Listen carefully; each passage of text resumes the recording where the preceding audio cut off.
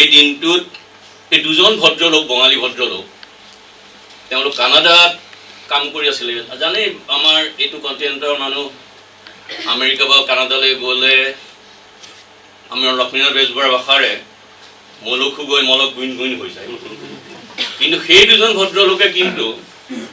আমাৰ ৰফিকুল ইছলাম আৰু আবু সালাম তেওঁলোকে কানাডাত থাকি ভেনকুভাৰত থাকি বাৰে বাৰে চেষ্টা কৰিছে যে এই 21 ফেব্ৰুৱাৰীৰ দিনটো আমি আন্তৰ্জাতিক মাতৃভাষা হিচাপে পালন বা আমি প্ৰচাৰ কৰিম তাৰ কাৰণে তেওঁলোকে ইউএনক আজি 1952 চনৰ পৰা অনবৰত লাগি আছে যে এই দিনটো তেওঁলোকে স্বীকৃতি দিব লাগে অৱশেষত গৈ 1999 2000 চনত স্বীকৃতি পালে আজি 25তম সম্ভৱতঃ আন্তৰ্জাতিক মাতৃভাষা দিৱস তেওঁলোকক ধন্যবাদ জনাব লাগিব এই কফি আন্নানে চূড়ান্ত এটা হেৰি কৰিলে লাষ্টত ইউএনৰ আৰু 188খনৰ দেশৰ সমৰ্থনো পাইছে তাৰ ভিতৰত ভাৰতো এখন গতিকে এই দুজন বঙালী ভদ্ৰলোকক আমি সন্মান জনাব লাগিব যে তেওঁলোকে এটা মাতৃভাষাক লৈ এটা দিৱসৰ স্বীকৃতি নিজৰ অকল তেওঁলোকৰ প্ৰচেষ্টাত বুলি ক'ব লাগিব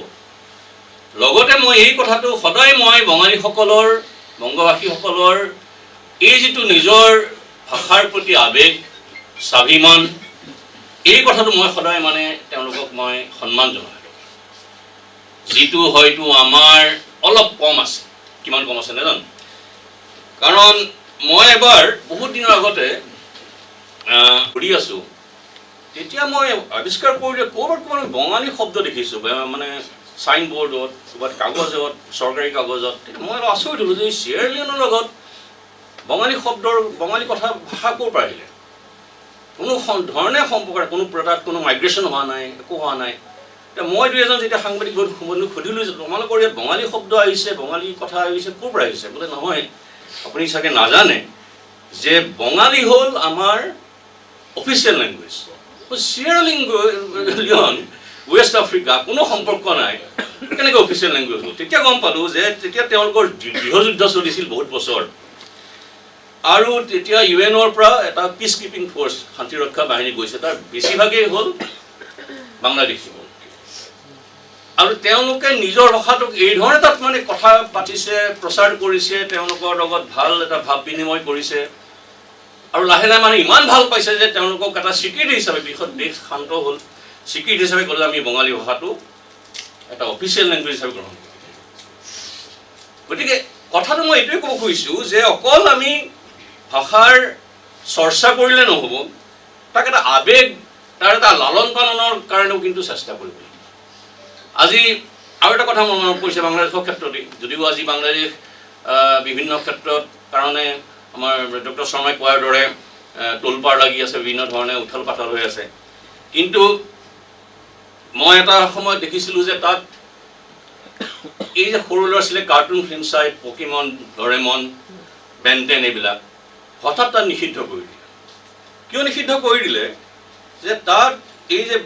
পকিমন ডৰেমন এইবিলাক প্ৰচাৰ হৈছিলে টেলিভিশ্যনত বেছিভাগেই হ'ল হিন্দী ভাষাত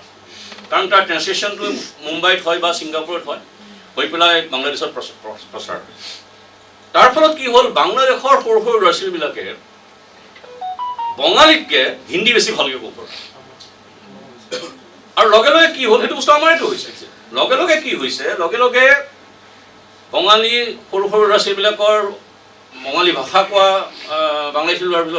ভাষাটো নাইকিয়া হৈ গৈছে হিন্দীয়ে হ্ৰাস কৰিছে গতিকে চৰকাৰে খুব কঠোৰ ব্যৱস্থা লৈ সেইটো কাৰণে বেন কৰিছে তোমালোকে হয় বঙালীক কৰা নহয় বন্ধ কৰা এই বস্তুটো কিন্তু আমাৰ ক্ষেত্ৰতো হৈছে কিন্তু আমি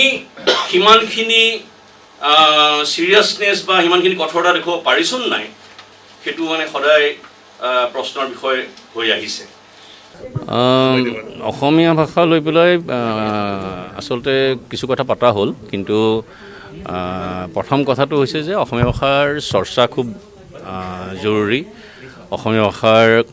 লালন পালন খুব জৰুৰী আৰু আৱেগেৰে অসমীয়া ভাষাক ভাল পোৱাটো জৰুৰী কিন্তু আচল কথাটো হ'ল যে আমি ব্যৱহাৰিক ক্ষেত্ৰত অসমীয়া ভাষা কিমান লৈ যাব পাৰোঁ সেইটো ইউনিকোডেই হওক বা মোবাইলৰ কম্পিউটাৰ স্ক্ৰীণতেই হওক বা চৰকাৰী কাম কাজতে হওক অসমীয়া ভাষা কিমান আমি ব্যৱহাৰ কৰিব পাৰিছোঁ তাৰ ওপৰতহে কিন্তু অসমীয়া ভাষাৰ অস্তিত্বই হওক অসমীয়া ভাষাৰ সংকট দূৰ কৰাৰ কথাটো নিৰ্ভৰ কৰে গতিকে সকলোৰে দায়িত্ব আছে সংবাদ মাধ্যমৰ দায়িত্ব আছে বিশ্ববিদ্যালয়ৰ দায়িত্ব আছে বিভিন্ন লেখক গৱেষকসকলৰ দায়িত্ব আছে অসমীয়া ভাষাক বিশেষকৈ যিসকলে এই ধৰণত কাম কৰি আছে এই ধৰণৰ ভাষা বিজ্ঞানক লৈ বা গতিকে এইবিলাকৰ সকলোৰে দায়িত্ব আছে এইটো কাৰো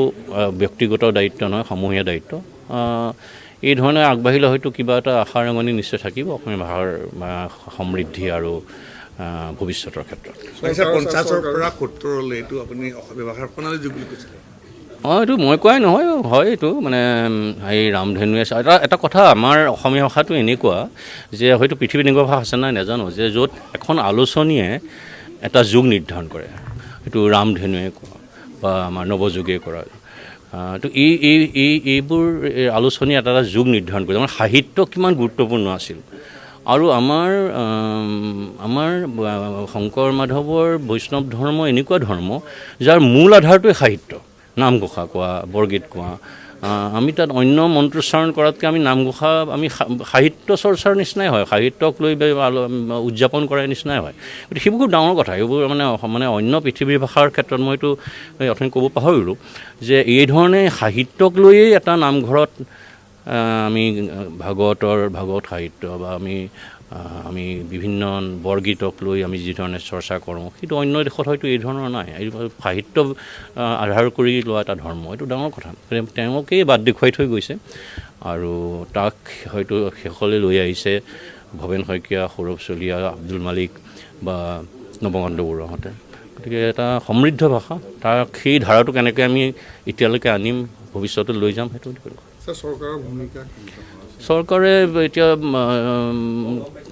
চেষ্টা কৰিছে নাই কৰা বুলি কোৱা নাই ধ্ৰুপদী ভাষা হিচাপে ঘোষণা কৰিছে কিন্তু ধ্ৰুপদী ভাষা ঘোষণা কৰিলেতো নহ'ব বিশেষকৈ ব্যৱহাৰিক কাম কাজত চৰকাৰী কাম কাজত ব্যৱহাৰ কৰিব লাগিব চৰকাৰ চিৰিয়াছ হ'ব লাগিব অসমীয়া ভাষাৰ ক্ষেত্ৰত ব্যৱহাৰৰ ক্ষেত্ৰত হয়তো চৰকাৰৰ ভূমিকা গুৰুত্বপূৰ্ণ কিন্তু চৰকাৰৰ ভূমিকা লাগিব